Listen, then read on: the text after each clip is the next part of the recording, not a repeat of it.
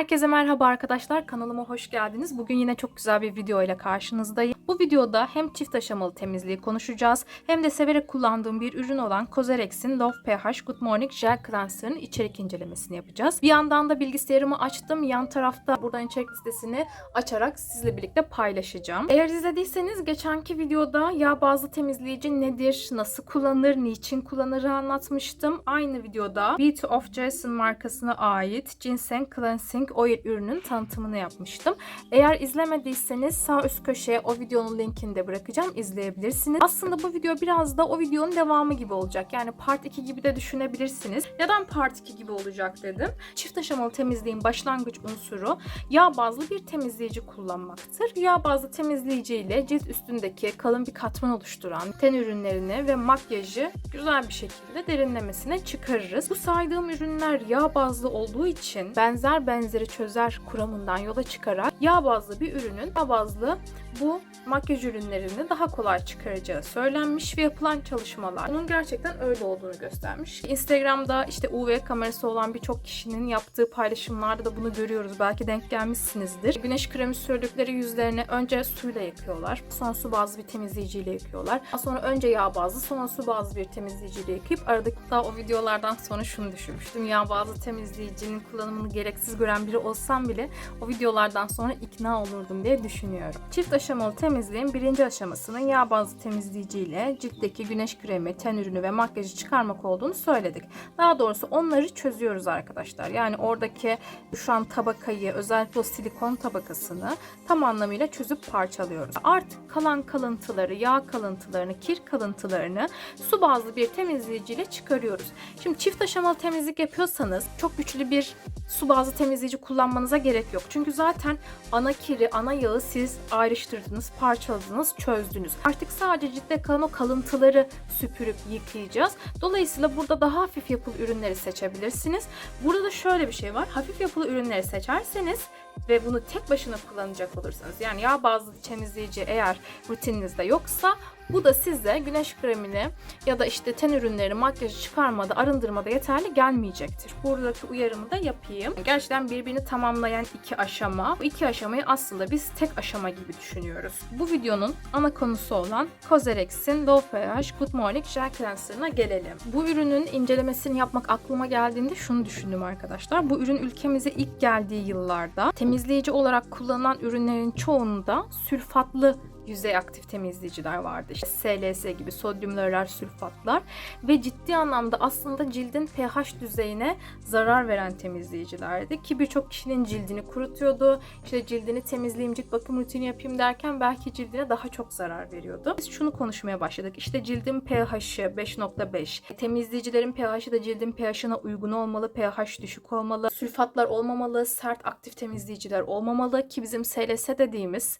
işte şampuanlarda, el sabunlarında bulunan, hatta temizlik malzemelerinde bulunan sert bir temizleyici, yüzey aktif madde. Cosrx'in ülkemize satışa girdiği dönemlerde de böyle bir farkındalık oluştu. Tabii ki bu ürünle bu farkındalık oluştu demiyorum. O dönemlere rast gelen bir farkındalıktı. Artık herkes işte cildin pH'ını ve pH'ine uygun temizleyici kullanmanın öneminden bahsetti. Özellikle çok sevdiğim bir YouTuber olan Çisem Çakır. Çisem Çakır'ın bu konuda cilt bakımına dair kazandırdığı farkındalıklar gerçekten çok yüksektir. Çok beğenerek takip ediyorum ve izliyorum. Bu noktada arkadaşlar şunu görmenizi istiyorum. Bunlar tamamen arz talep meselesi. Tüketiciler bilinçlendikçe bunu üreten firmalarda artık yavaş yavaş yüz temizleme jellerinden sülfatları çekmeye başladılar. Artık SLS'i neredeyse hiçbir cilt temizleme ürününde görmüyoruz. Buradan şuraya geleceğim. Cilt bakımında, içerik okumada biz ne kadar bilinçlenirsek, ne kadar talep edersek, daha ne kadar sağlıklı seçimleri talep edersek, sağlıksız seçimlerin çıkarılmasını istersek İsteğimiz yönde ürünler oluşacak ki öncelikle bunu hak ettiğimizi, cildimizin bunu hak ettiğinin bilincinde ve farkında olmalıyız diye düşünüyorum. O zaman hadi içerik incelemesine geçelim. Evet, içerik incelemesine başlıyoruz. Bu arada kozalaklı ışıklarım çok güzel olmadı mı ya masama? Bayıldım, verdiği enerjiye, şu gün ışığına bayılıyorum. Öncelikle ürünün çok nazik bir temizleyici olduğunu belirtmek istiyorum. Düşük pH'e sahip, yani asitik bir yapıda. Bu sakın sizin gözünüzü korkutmasın. Kesinlikle böyle tahriş edici, sert bir temizleyici değil. İçerdiği aktif maddeleri beta hidroksiasit, BHH yani salisilik asit ve çay ağacı yağı olarak gözetleyebiliriz. Fakat formülasyonda bunları o kadar güzel dengelemişler ve miktarlarını o kadar düşük demeyeceğim. Aslında düşük düzeyde tutmuşlar ama bu etkisiz olduğu manasına gelmez. O kadar dengeli bir oranda tutmuşlar ki kesinlikle sert bir temizleyici olmamış. Yüzünüzü tahriş etmiyor. Ve dediğim gibi tek aşamalı temizlikte size yetmeyebilir bile. Çift aşamalı temizliğin bir tamamlayıcısı olmalı diye düşünüyorum. İçerik listesine de baktığımızda bakın sülfatlar yok. Nazik temizleyici ajanlar var. Şu şekilde ilk sıralarda. Yine benim Kore ürünlerinde görmeyi çok sevdiğim bitki ekstratları. Yani temizleyicilere bu şekilde ekstratlar koymaları besleyici bir özellik kazandırıyor. Hem de bu ekstratların antioksidan özellikli olduğunu okumuştum. Bizim ana aktif maddelerimiz bakın betain, salisilat, BHA, sitrik asit. Daha sonra şurada çay ağacı yağı vardı. Çay ağacı yağı. Bu arada bazıları bu ürünün kokusundan rahatsız olmuş. Daha doğrusu çay ağacı yağının kokusundan rahatsız olmuş. Ama ben doğal kokulara bayılan biri olarak, böyle yağların kokusunu çok seven biri olarak bu kokuyu çok seviyorum. Ürünün kokusunu çok seviyorum. Ama aynı oranda sevmeyen de olduğunu söylemeliyim.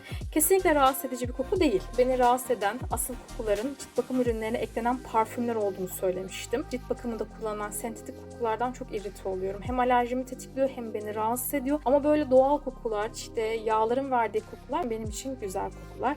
Sizin de bilginiz olsun. Yani böyle bir çay ağacı yağı kokusu alırsanız şaşırmayın bu niye böyle kokuyor diye. Bu iki ana aktif içeriğin böyle son sıralara doğru olması, çok da son sıralarda değil ama son sıralara yakın. Ürünün daha nazik, pH'ını dengeleyen, hem düşük pH olmasını sağlamış hem de cildi tahriş etmeden yumuşak ve nazik bir temizlik yapmasını sağlamış. Kurutmayan demiş, kesinlikle katılıyorum. Hiç kurutmuyor. Temizleyici cildinizi kurutuyorsa oradan koşarak uzaklaşın diyebilirim. Kesinlikle iyi gelmiyor arkadaşlar. Hangi temizleyici olursa olsun dünyanın en iyi temizleyici ürünü olabilir. Eğer cildini kurutuyorsa o senin için iyi bir temizleyici değildir. Evet arkadaşlar, ürünle ilgili benim anlatacaklarım bu şekildeydi. Ben üründen çok memnunum. Çift aşamalı temizlik yaptığım için temizlemesi benim için gayet yeterli. Hatta bazen sabah bazen akşam. Bazen de hem sabah hem akşam kullanıyorum cildimin durumuna göre.